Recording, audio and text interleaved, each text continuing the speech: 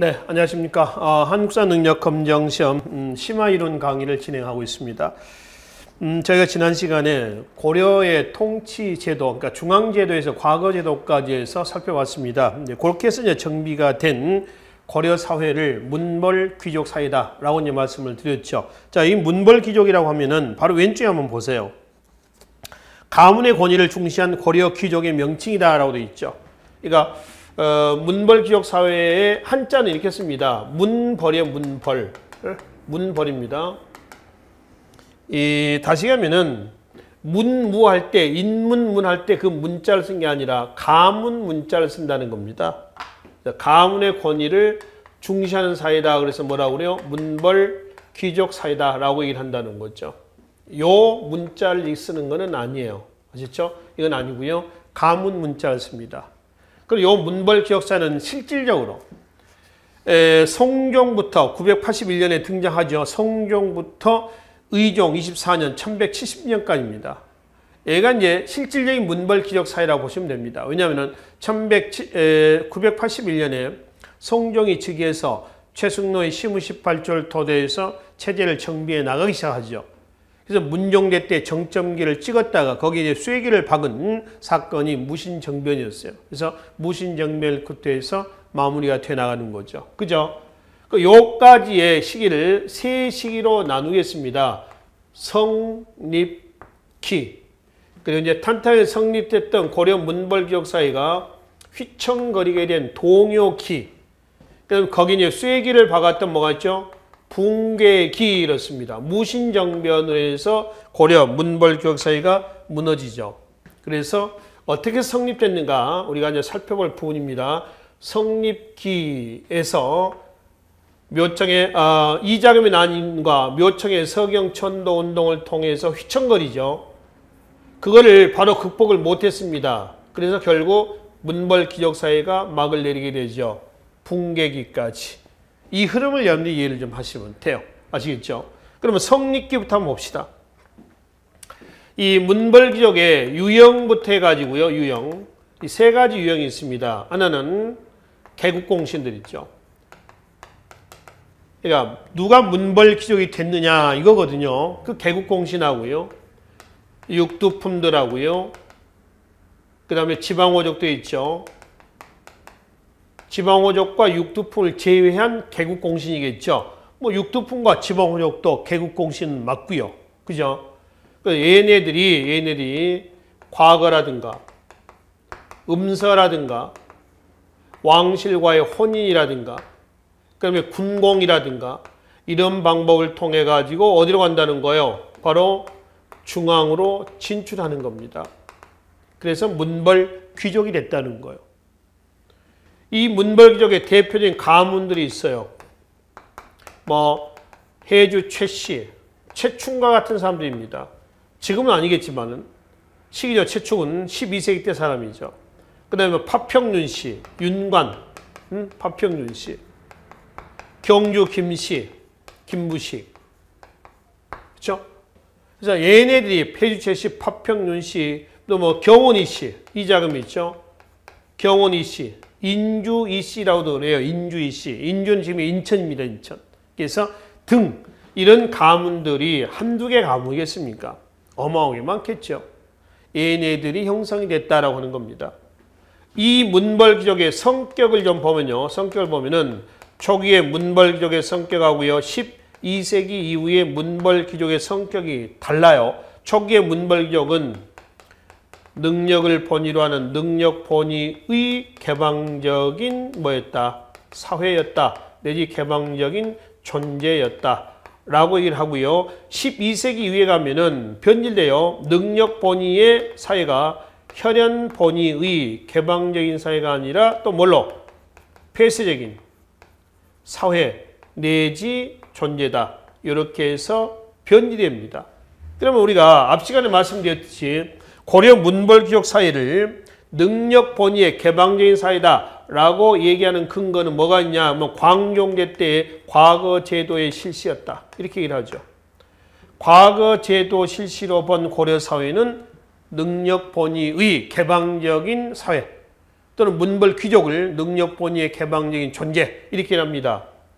한편 12세기 이후에 가면은 그 사회가 변질되죠. 현현본위의 폐쇄적 사회로 변질되게 된 정치적인 요인은 음서와 음서, 그 다음에 경제적인 요인으로서 공음전이 되겠습니다. 이 음서와 공음전은 둘 다 몇 품 이상의 관리의 자제들 또는 관리들이 특혜를 입느냐라면 5품이에요. 5품 이상의 관리들이 특혜를 입는 거예요. 여기다가 이제 근친혼, 그네들끼리끼리 혼인입니다. 또 같은 성끼리 혼인하죠. 동성혼입니다. 여기다가 사학이 있어, 사학. 사학은 이제 관학과 사학할 때 사학입니다. 즉, 사학은 학연으로 맺어진 거죠. 그리고 뭐 지연, 혈연, 이거 혈연이죠. 이건 학연, 이렇죠. 이렇게 해가지고 이런 걸로 인해서 나타난 고려 사회는 12세기 이후에 혈연본위의 폐쇄적인 사회로 변질됩니다. 이렇게 변질이 되면서 터진 첫 번째 사건이 뭐예요? 이자금의 난. 그리고 이자금의 난의 결과가 일부 원인이 됐던 묘청의 서경천도운동. 여기에 대한 쐐기를 박은 사건이 1170년 무신정변 이렇습니다. 그래서 동혁이의 첫 번째 사건이 1126년과 그 다음에 그것이 원인이 돼서 일부 더했던 1135년 사건이고요. 그 다음에 거기에 쐐기를 박은 것이 무신정변이었다라고 하는 겁니다. 이 묘청의 서경천도운동하고 이자금 난에 공통점이 있어요. 하나는 뭐냐 그러면은 둘 다 고려, 문벌, 귀족 사회의 모순과 폐단이 노출됐다.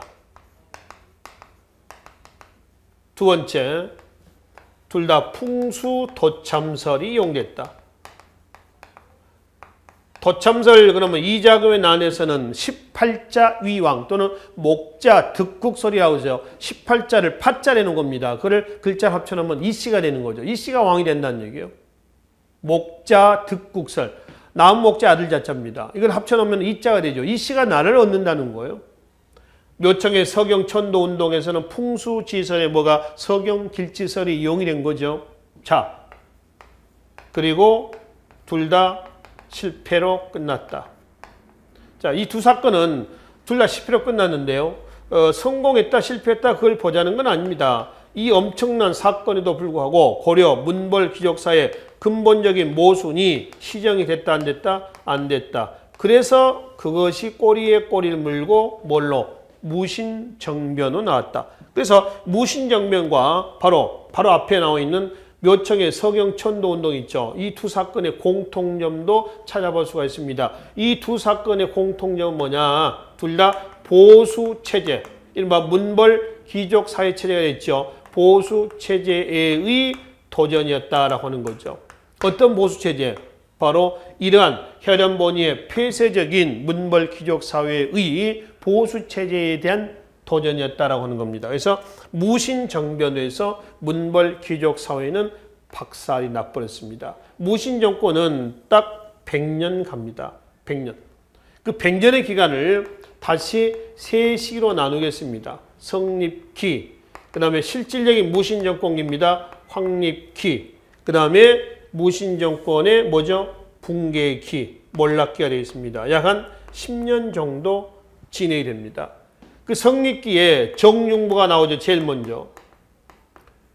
정중부 이고, 이의방, 연합에서 무신정부 일으키죠. 근데 이의방이가 이고를 죽여요. 다시 정중부가 이의방이를 죽입니다. 하극상이죠. 다시 이제 정중부 죽이고 등장했던 경대성. 죽이죠.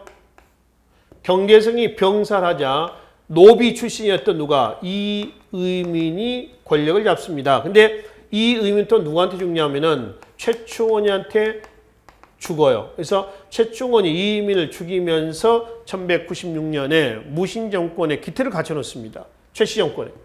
최충원의 아들이 누구예요? 최우가 나오고요. 최우의 아들 최항이 나옵니다. 최항의 아들이 누구냐면 최의예요. 최의가 1258년에 김준에게 피살이래요. 피살이면서 최씨 정권의 4대 63년간의 틀이 막을 내립니다. 그래서 김준은 누구를? 최의를 죽이고 등렬하죠. 이 유경이라는 사람하고 연합을 하고 있고요. 김주는 다시 또 누구한테 죽냐면 임면한테 죽어요. 임면은 그의 아들에게 넘어갑니다. 임유무까지 가는 거죠. 이게 이제 무신정권계 변천 과정입니다. 이게 왜 100년 갔냐라고 하면은 대관계에서 보면은 최후 때 몽골의 침략을 받아요. 대관계에서. 이게 이제 시기적으로 고종 18년이고요. 1231년에 해당이 됩니다. 그래서 최후는 수도를 어디로? 강화도로 옮깁니다. 강화천도가 탄생되죠. 이게 1232년이에요. 여기서 수도를 강화도로 옮긴다라는 얘기는 무슨 얘기냐면은 몽골에 싸우겠다는 겁니다. 항몽의 의미로 보시면 됩니다. 한번 싸워보겠다. 그런 이제 최항, 최희, 김준, 이면. 자, 이면이 김준을 죽이고 등장한다고 했죠. 이면 이뮤무 때까지 해가지고 몽골의 침략이 한 9차례 계속 진행이 됩니다. 그러면서 육지는 엉망이 돼버린 거죠. 왕씨는 강화도에서 잘 먹고 잘 살고 있었어. 그래서 육지로 이제 차라리 이럴 바에는 육지가 엉망이 됐으니까 문신들이 강화도에서 개경으로 수도를 옮기자. 즉 몽골에 항복하자. 근데 무신정권은 끝까지 반발합니다. 그래서 반대했던 임유무 무신정권을 문신들이 죽이고요. 문신들에 의해서 어디로? 수도를 강화도에서 개경으로 환도하게 됩니다. 이때가 원종 11년 1270년이에요. 그럼 여기서 강화촌도는 항몽의 의미라고 그랬죠. 뭐 개경의 환도는 뭐냐? 이거는 항복의 의미입니다. 굴복한다라는 그런 의미죠. 자, 여기서 개경환도는 문신들의 작품이에요? 아니면 무신들의 작품이에요? 개경환도는 문신들의 작품입니다. 무신들은 끝까지 저항을 하는 것이죠. 그렇죠? 그래서 이 개경환도에 따른 무신들의 반발이 뭘로 나온다? 삼별초 항쟁으로 나와요. 그 삼별초 항쟁 1270년에서 1273년까지 어디에서? 강화도에서 어디로? 제주도로, 진도에서 배중선을 중심으로 저항하다가 용장산성을 쌓고 저항하다가 전부 진압이 됐어요. 그래서 다시 김통정을 중심으로 해가지고 어디로? 제주도 애월읍 항파두리에서 저항하다가 1273년에 전부 토벌이 됩니다. 뭐 토벌됐다라기보다는 수적 군사적 열세를 극복하지 못하고요. 결타 자결로 끝나요. 그래서 삼별청쟁이 실패한 이후에 고려는 어디로 간다? 원간섭기로 가는 거죠. 이른바 자주성 실현기로 넘어가는 그런 과정입니다. 그럼 다시 거슬러 올라가 봅시다. 고려 문벌 귀족사의 모순이 노출돼가지고 이장음이란과 묘청의 서경천도 운동으로 노출돼서 거기에 쐐기를 박은 사건이 1170년 무신정변이에요. 그 무신정변 이후에 그 근본적인 모순이 시정이 돼가지고 다시 고려에 찬란했던 문벌 귀족사회 체제로 되돌아가야 되는데 딱 몇 년 후에요. 정확히 개경환도까지 100년 아닙니까? 무신정변으로부터 딱 100년 후에는 그러한 고려 문벌 귀족사회로 되돌아가는 게 아니라 오히려 수렁으로 빠졌습니다. 어디로 간 거예요? 원간섭기로 하는 거죠. 자주성 실행입니다. 여기에서 이제 고려 후기 충렬왕부터 고려 말 누구 때까지요? 공양왕이죠. 공양왕 때까지 원간섭 상황에서 고려는 그 과정에서 반원 자주 정책을 추진을 했어 안 했어? 했죠. 근데 잘 됐나요? 잘 안 됐어요. 그 과정에서 공양왕 이후에 1392년 조선이 건국되면서 결국은 마무리가 되는 수순으로 넘어가는 거죠. 자, 그래서 고려 문벌 기억사의 큰 흐름은 대체로 이렇게 전개됩니다. 아시겠죠? 그러면 다시 돌아오겠습니다. 탄탄하게 성립된 고려 문벌 기억사회가 변질되게 된 첫 번째 사건이 뭐라고요? 경원이 씨의 이자겸의 난이란 말이에요. 그 이자겸의 난부터 바로 교재 140쪽입니다. 맨 밑에 살펴보기로 하겠습니다. 먼저 경원이 씨가 7대 80년에 걸쳐서 권력을 잡았는데 밑에 경원이 씨 가계돌 한번 보실래요? 지금 문종대 때 고려 문벌 기억사의 최고 정점기는 누구 때라고 그랬어요? 문종 때라고 그래 있죠. 문종에서 마지막 인종까지입니다. 그 문종대 때 이자연이라는 사람이 있습니다. 이자연 누구냐면 이자겸의 할아버지예요. 그래서 문종, 그 다음에 순종, 그 다음에 선종, 헌종, 그 다음에 숙종, 그 다음에 예종, 인종 넘어갑니다. 여기서 이자겸 얘기만 봅시다. 이자겸과 관련된 왕은 지금 예종과 인종입니다. 예종과 인종이요. 잠깐 봅시다. 숙종 다음에 예종이 나오죠. 이자겸에게는 딸이 셋이 있었어요. 딸이 셋이 있었습니다. 이자겸입니다. 그 중에 첫째 딸을 누구에게? 예종에게 출가를 시켰습니다. 거기서 누가 나왔냐 그러면은 바로 예종의 뒤를 이었던 누가? 인종이 나오고요. 인종은 이자겸의 외손자예요. 그렇죠? 근데 그 예손자 인종에게 이자겸이는 둘째 딸과 누구를? 셋째 딸을 출가를 시켜요. 그러니까 인종은 이자겸에 있어서 외손자이면서 둘째 사이면서 셋째 사이가 되는 거야. 거꾸로 인종은 이자겸이가 외할아버지 아니에요? 외할아버지이면서 장인이 되는 거야. 장인. 그치? 그럼 얘네는 누구야? 1, 2, 3번 얘네는 누군가요? 자매죠. 자매. 그쵸? 첫째, 둘째, 셋째 딸의 얘기입니다. 자매인데 1번은 시어머니이면서 2번, 3번은 뭐가 되는 거죠? 며느리가 됩니다. 그러니까 얘네들은 얘를 뭐라고 그래요? 언니라고 불렀다가 때로는 어머님이라고 불렀다가 이렇게 되는 거죠. 그러니까 굉장히 복잡해진 거예요. 자, 고려 문벌 귀족 사회가 변질되게 된 아까 요인 이거죠. 뭐요? 근친혼과 뭐가 있나요? 동성혼이 있잖아요. 저걸로 인해서 나타난 폐단입니다. 그렇죠? 그러면 여기서 다시 돌아와서 봅시다. 여기서 이러니 이자겸이 지금 권력이 세력이 얼마나 강했겠냐는 얘기죠. 이자겸이가 이제 인종을 죽이고 누구랑 결탁을 해가지고 바로 당시 문벌 귀족들과 결탁을 해서 인종을 죽이고 그리고 왕위를 찬탈하려고 했던 요 사건이 결국 뭐예요? 이자겸의 난이었다라고 하는 거예요. 자, 뒤에 여러분들 교재 141조랑 가봐요. 이때 그 이자겸의 도참설이 하나 나와 있죠. 맨 위에 한번 보십시오. 맨 위에. 18자 위왕이 있습니다. 봐봐요. 18자 좋습니다. 위왕, 왕이 된다는 얘기죠. 이거를 합자를 해놓으면 18자가 되는 거죠. 이 씨가 왕이 된다는 얘기야. 목자, 득국소는 뭐야? 목자, 득국, 나라를 얻는다는 얘기죠. 이거를 글자를 합쳐놓으면 뭐가? 이 씨가 되는 거죠. 이 씨가 왕이 된다라고 하는 겁니다. 이런 이제 도참설 이용을 해서 누구랑? 척준경이죠. 척준경과 무신척준경과 문신 이자겸이 결탁을 해가지고 인종을 감금을 하고 나중에 독사를 기도합니다. 실패했지만 궁궐에 불을 질러버리고요. 그렇죠? 그래서 이제 왕위를 찬탈하려는 음모를 꾸몄죠. 그러니까 이자겸의 세력이 지금 이런 과정에서 어마어마하게 강해졌던 거죠. 한 사례가 있습니다. 숙종제 때 여진이 있죠. 국호를 금이라고 했던 여진이 노략질해 옵니다. 그래서 이제 윤관이 여진과의 관계에서 보면은 여진을 토벌하러 갔어요. 1104년에 토벌하러 갔는데 실패로 끝났어. 보병을 데리고 왔는데 기병들이 기고 날고 다니는 거예요. 말탄. 그래서 윤관이 돌아와서 뭐를 조직했어요? 별무반을 편성을 합니다. 별무반, 신기군, 신모군, 항마군에서 편성해가지고 여진을 토벌하러 가려고 했는데 숙종이 갑자기 죽어버렸어요. 급살합니다.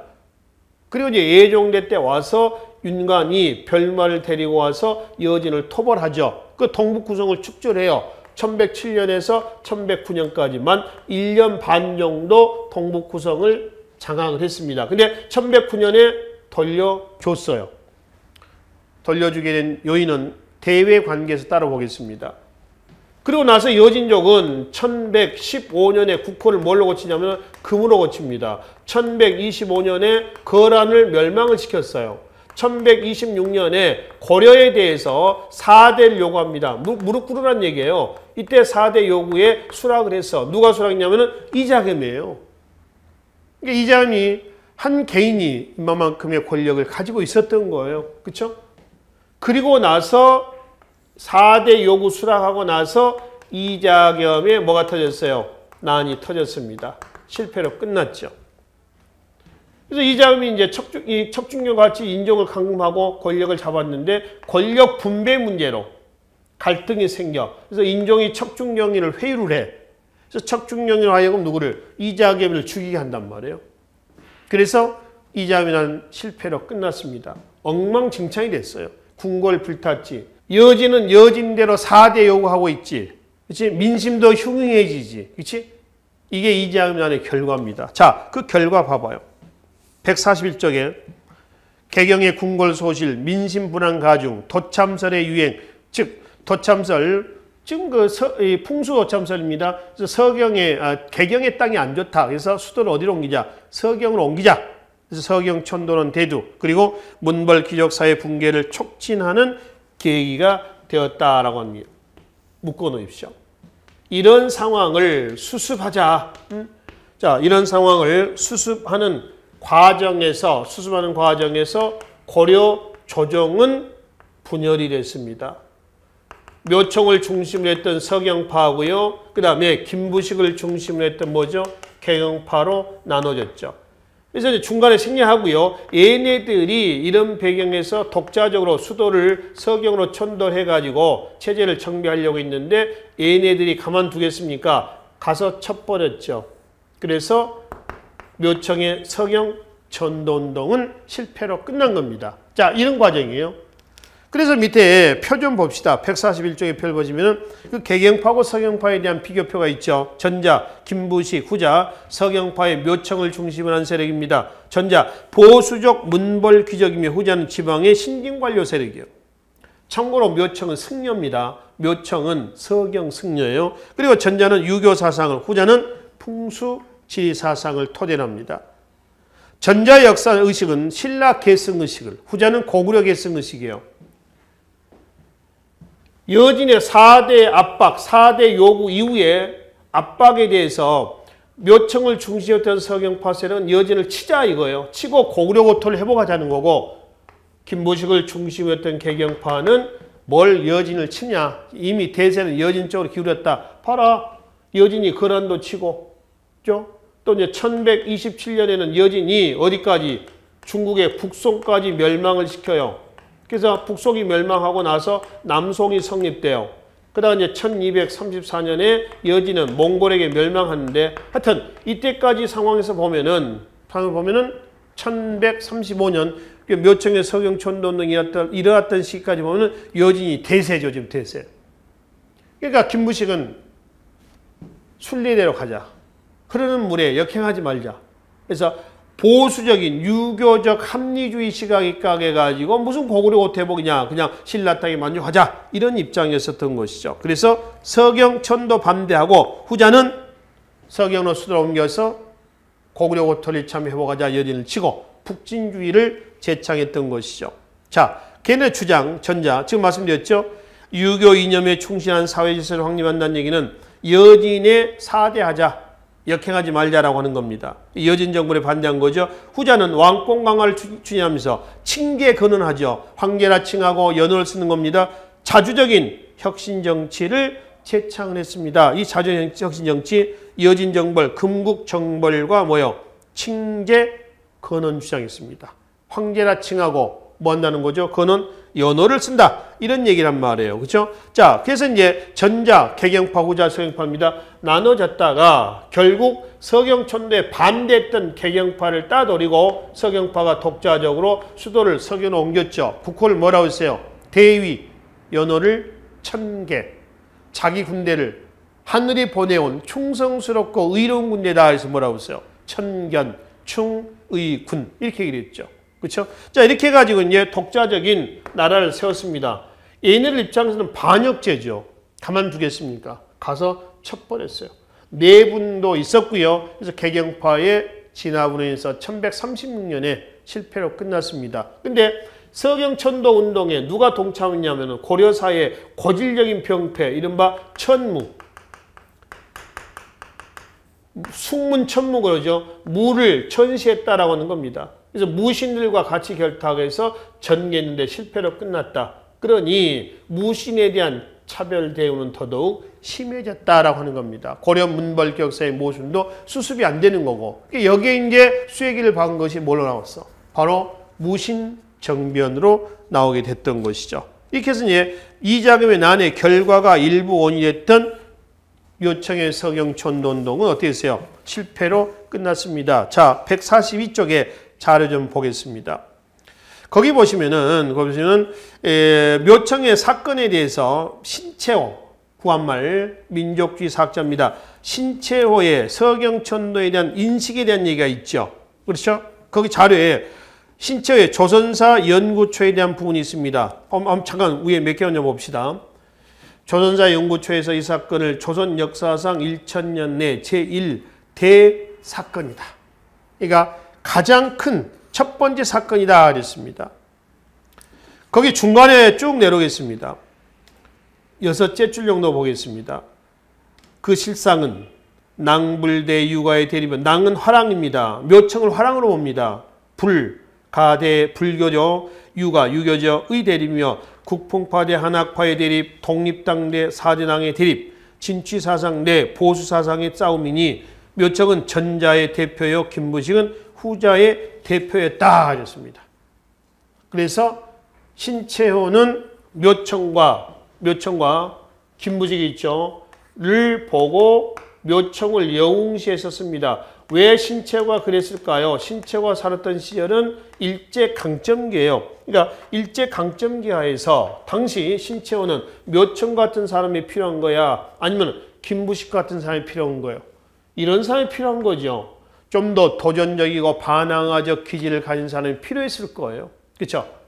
그래서 이때 시대적 상황이 그의 역사관, 역사의식을 만들어준 겁니다. 그러겠죠? 자, 시대가 영웅을 만드나요? 영웅이 시대를 만드나요? 어때요? 시대가 영웅을 만드는 거죠. 그러니까 항상 난세의 영웅이 나와요. 그렇죠? 영웅이 시대를 만든 건 아니거든요. 그때그때 상황에 따라서 그러니까 달라진다라고 하는 거예요. 아시겠죠? 그래서 왜 신채호가 묘청을 영웅시하게 됐는가라고 하는 시대적 분위기를 이해를 하시면 되겠습니다. 바로 위에 결과 좀 봅시다.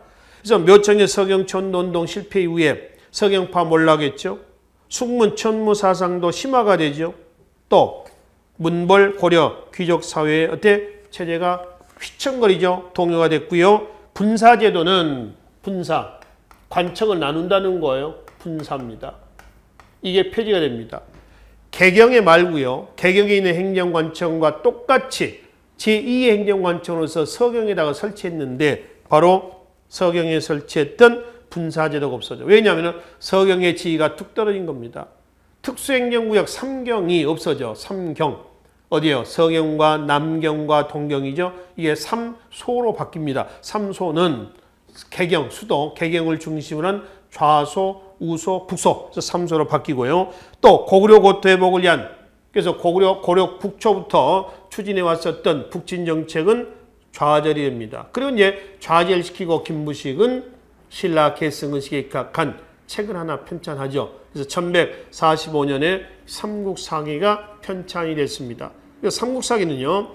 고려의 북진 정책을 좌절시킨 역사관에 입각한 책 이렇게 평가해도 무방하겠습니다. 자, 이게 이제 묘청의 서경천도 운동의 결과였습니다. 한편 묘청의 서경천도 운동 이후에 고려 문벌 격사의 모순이 전혀 수습되지는 않았습니다. 오히려 숙문천무의 풍조가 심화가 되고 이어지는 이어진대로 압박을 해오고 더 이상 계속 더더욱 압박을 해오겠죠. 또 고려의 상황은 천무의 어떤 그 사상이 심화가 되면서 그 무신들이 이제 문신들의 반발하게 된 거죠. 그게 이제 뭘로 나왔어? 의종 24년 1170년에 무신정변으로 나왔다라고 하는 겁니다. 자, 그 중에 천무 아까 있었죠. 천무의 풍조가 밑에 교재한 보겠습니다. 몇 가지 사례가 있습니다. 문신들이 군대 최고 지휘권을 장악을 했었으며 우리가 뭐 서희의 강동 육추 확보할 때요. 성종대 때 거란 침략 과정에서 서희라든가 또 거란 3차 침략 때 거란을 막아냈던 강감찬 또는 윤관 있죠. 지금 동북구성 여진을 토벌하고 동북구성을 축조했던 윤관이라든가 이런 사람들은 무신일까요? 아니죠. 다 문신입니다. 문신으로서 과거에 문과에 제술과, 그러니까 명경과보다 더 충실했다는 제술과요. 제술과 출신들이에요. 그러니까 문신들이 무관의 고익을 다 독점하고 있었던 거죠. 두 번째, 과거에 무과가 있었는데도 불구하고 제대로 시시가 안 됐었죠. 또 강해제가 폐지가 됐잖아요. 그렇죠? 강해제, 무학제를 얘기합니다. 무반의 최고 관직은 정삼품이라는 거. 관직 승인 한계가 있죠. 또 전식과 체제에서 문신보다 무신을 차별대우해서 지급합니다. 특히 중앙군, 2군, 6위군 중에서 2군에게 지급했던 토지가 뭐였어요? 군인전이죠. 그 군인전을 밑에 현종대 때에 문신들에게 지급할 토지가 부족하다 해서 군인전을 몰수를 하잖아요. 거기에 따른 반발이 뭘로 나와서 기문, 최질의 난이 나옵니다. 이게 무신난의 선구였었어요. 이런 것들이 몽땅몽땅 거려가지고 결국 뒷자로 하겠습니다. 보현원 사건이 있습니다. 보현원 사건 내용 읽어보시고요. 보현원 사건을 계기로 해가지고 무신들이 봉기를 한 거죠. 이게 무신정변이에요. 그래서 무신정변을 통해서 고려 문벌기역사는 박살이 나고 이후에 이제 무신정권기, 그래서 성립기, 황립기 몰락해서 이렇게 넘어가게 되는 거죠. 밑에 표전 보겠습니다. 정중부부터요. 이면, 이묘무까지 언급이 좀 되어 있습니다. 각 집권 세력의 통치 기구들을 좀 살펴보도록 하겠습니다. 자, 거의 정중부 때 중방정치입니다. 고려 군사제도에서 말씀을 드렸죠. 무신 최고연합기구. 2군 6위의 상장군과 대장군으로 구성된다고 그랬습니다. 정중부 다음에 경대승 때 도방이 있습니다. 경대승이 정중부를 죽이고 등장하죠. 그리고 신변 보호를 위한 도방정치. 최충원 때 교정도감이나 도방이 있고요. 그 다음에 최후, 최이라고 원래 이름은 최이입니다만은 이때 고종의 이름이 왕이에요. 이름입니다. 한자가 달라도 발음만 같아도 왕 이름과 같이 못 쓰거든요. 최후, 정방, 서방이 있고요. 최양, 최의, 김준. 김준은 김인준이라고도 그럽니다. 이 사람은 누구랑 같이 결탁했던 유경이라는 사람과 결탁했던 사람이고요. 그 다음에 이면과 이묘무까지 나와 있죠. 자, 여기까지 과정이 지금 무신정권사입니다. 1170년에서 1270년까지 딱 몇 년? 개경환도까지 100년의 시간이에요. 요 기간 동안에 정중부부터 이묘까지의 주요 통치기구들을 바로 밑에서 검토 좀 해보겠습니다. 통치기구와 이때 일어났던 사건들이죠. 먼저 정중부 집권 시기 때에 김보당의 난, 조이총의 난이 터지죠. 김보당의 난은 1173년에 계사년에 일어나서 계사의 난이다 라고 되어 합니다. 그 다음에 조이총의 난, 그 다음에 뒷자에 가시면 교종승려의 난도 있습니다. 이 교종승려들이 하면은 무신정권에 반발했던 교종승려예요. 왜냐하면은 교종은 문벌 귀족들과 결탁이 되어 있었어요. 이 문벌 귀족하고요. 그 다음에 바로 누구하고? 무신들 있죠. 무신들하고는 이런 관계죠. 그러니까 무신 정변이 일어나면서 문벌 귀족이 몰락을 하잖아요. 그 문벌 귀족의 몰락은 교종이 있어서는 그네들의 시주 세력의 몰락이거든요. 당연히 교종 세력들은 누구에 반발해야 돼요? 여기에 반기를 들겠죠. 그래서 교종승려의 난을 무신정권 진압을 합니다. 그리고 무신정권은 누구를 원하죠? 상대적으로 선종을 후원해서 누구와 교종에 맞서게 하는 것이죠. 그러니까 무신정권과 선종과의 관계는 이러한 정치적인 역학관계가 적용이 됐다라고 보시면 되겠습니다. 그러면 서북지방민의 봉기도 있고요. 망이 망소의 봉기였습니다. 이걸 다른 말로 공주, 명학소의 봉기라고 그러죠. 명학소가 충순현으로 승격이래요. 그러니까 망이 망소의 형제가 반발한 겁니다. 여기에 따른 진압 실패. 그래서 이제 회유체. 그것이 이제 명학소를 충순현으로 승격을 시키는 겁니다. 현이라면 지방관이 파견되는 최하의 단위가 현이죠.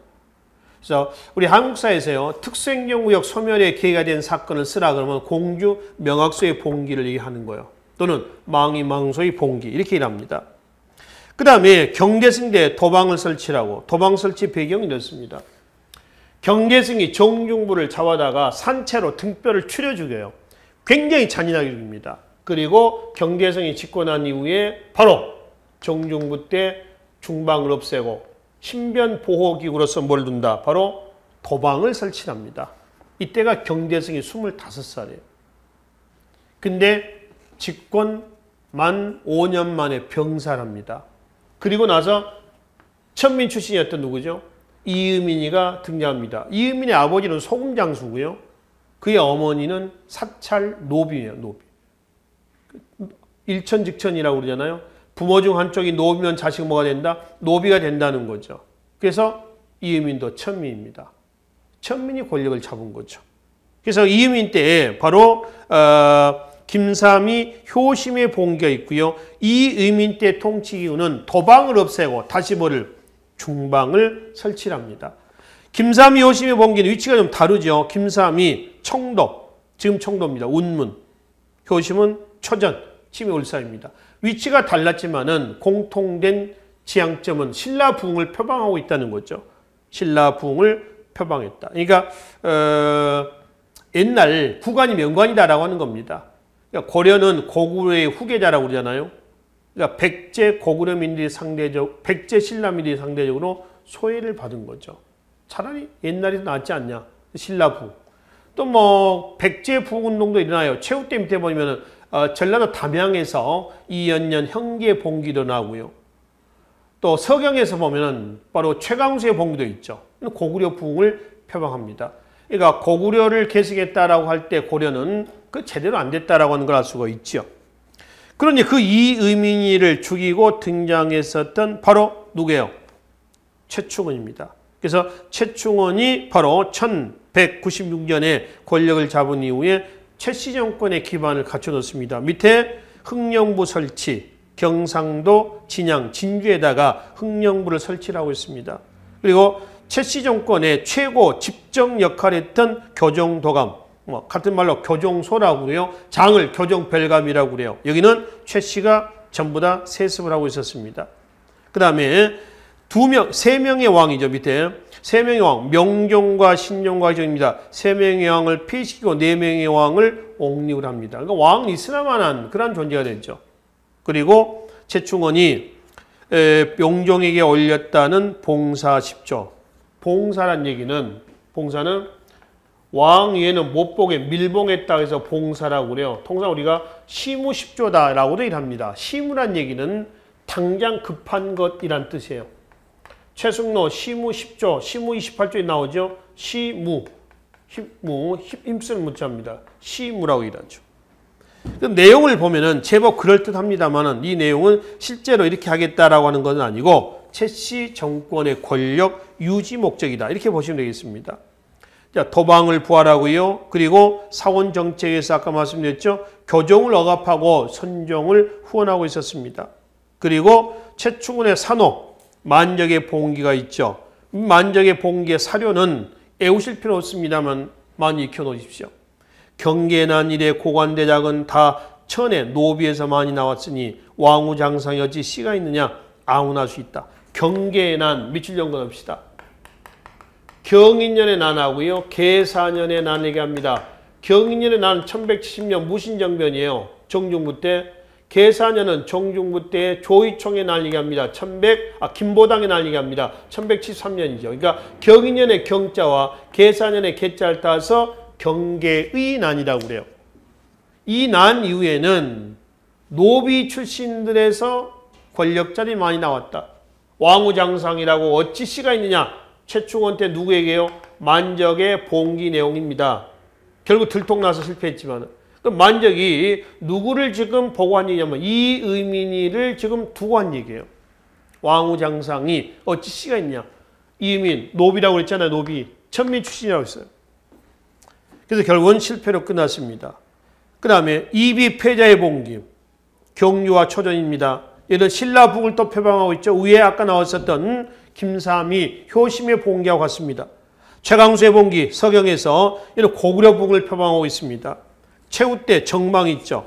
자기 집에 설치해서 독자적인 인사권 장악기구로서 운영했던 정방입니다. 이 정방을 통해 가지고 문신들이 대거 많이 중용이 되고 있습니다. 이 문신들 정방을 통해서 등용한 기준이 있었어요. 능, 문, 능, 리라고 얘기를 합니다.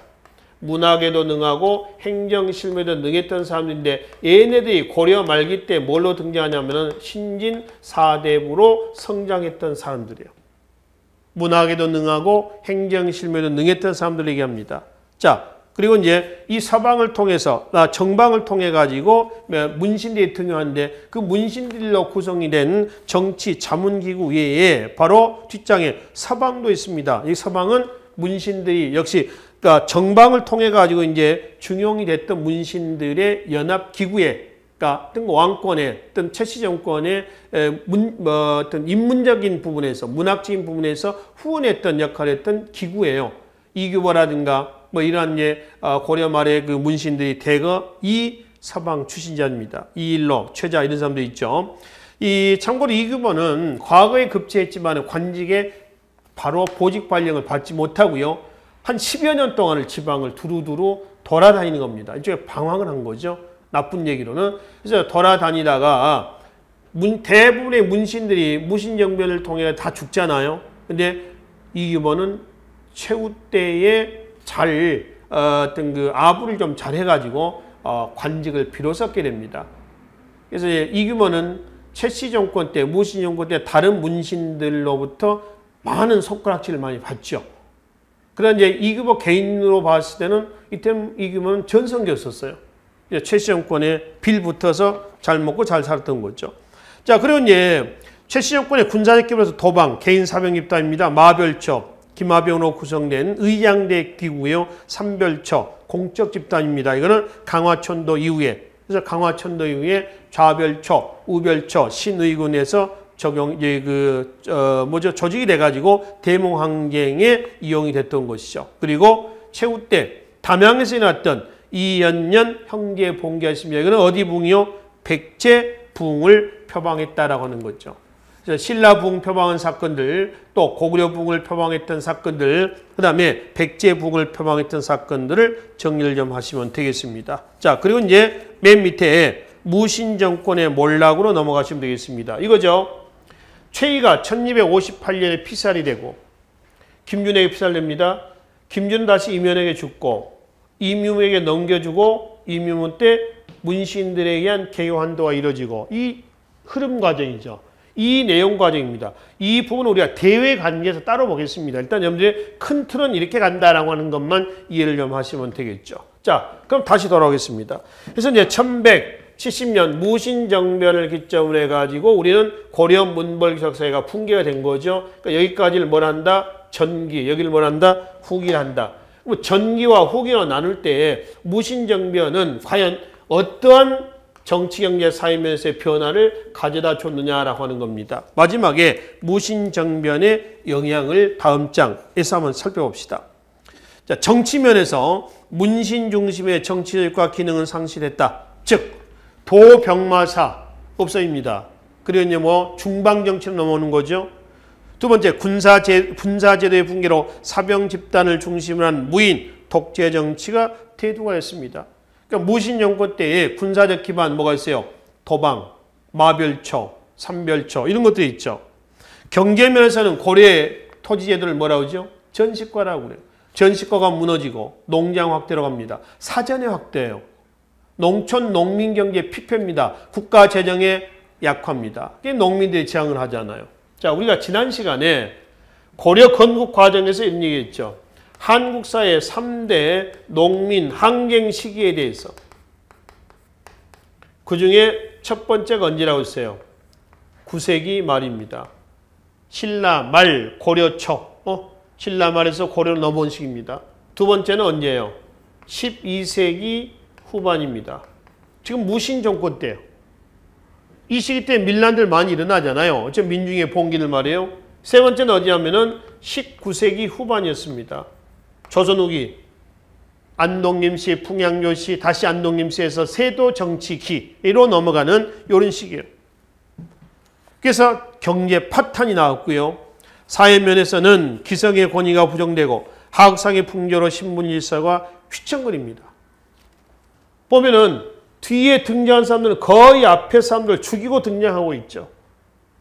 특히나 만적의 봉기는 단순히 밀란의 성격은 아닙니다. 정권 탈취의 성격도 있죠.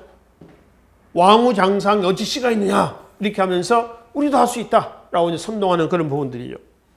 마지막 문화면에서는 폐가문학과 시조문학이 발달합니다. 대신 뭐가 위축되냐면 문신들이 대거 제거되면서 한문학은 위축이 됩니다. 한문학은 위축이 되고 백안문학과 시조문학이 발달해요. 누구에 의해서?